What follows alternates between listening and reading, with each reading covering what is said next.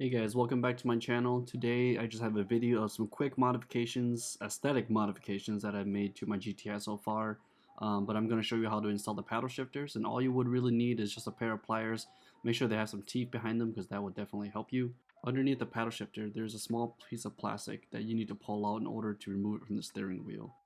Once you grab hold of them with your pliers, just pull them straight out. Do it for both sides, but make sure you don't lose them because you will be using these again for the new paddle shifters. Here I am pulling off the OEM paddle shifter, and as you can see it's very small. I wish Volkswagen would have did something different instead of these. And here is the Amazon special that I got. They actually feel really good in the hand and the build quality is pretty good. And here is the wrong way to install it. I figured this out after I noticed it wasn't clicking correctly. What I did here was I put the bottom in first where the holes match and then the top piece. That is wrong. It is completely opposite. Put the top part in first and then the bottom parts to match the hole, and then that's where you can stick in that plastic piece we took out earlier. Here's just another angle of how the paddle shifters work, and this is the top piece I was talking about earlier where you put it in first and then you will match it and align the holes. Another tip to make it easier for install is to flip the steering wheel around. I found it was easier to pull out the plastic pieces and to insert the new paddle shifters. But this is how they look like after installed.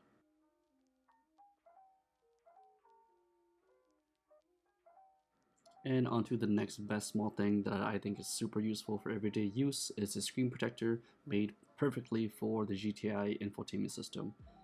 I just made sure that it was clean before the install.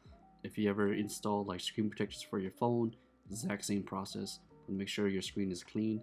They do include this alcohol wipe inside there, which is nice to make sure that you get all the spots and fingerprints out before the installation. This portion takes a little bit of patience, but I am a little bit tedious when it comes to these things, so I want to make sure it was perfect. It took me a little while to make sure that it was aligned, and then as soon as you like it and you're happy with where it is, all you gotta do is press down, push away the air bubbles, and you are set.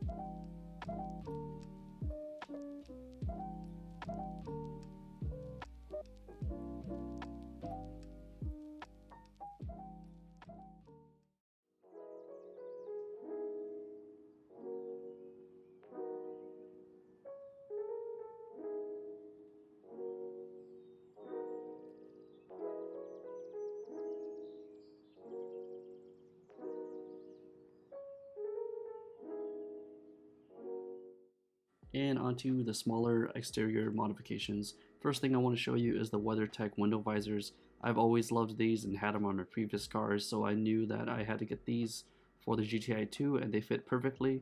They are also in channel versus the ones that just stick on. I prefer these rather than sticking on and ruining the paint, and I feel like the in channel sits better and just looks better overall. Onto the next thing is these rocket guards from Blaze Carbon. I love how these look, and they actually use real carbon fiber. I just like the more sleek look of these versus the OEM mud flaps. I heard that the OEM mud flaps do scratch and potentially damage the paint in the long run, so I decided to do something more sleek and slim, and I love the way these turned out. For the price and the quality of these, I think they are amazing. I include the link below, so feel free to check them out too.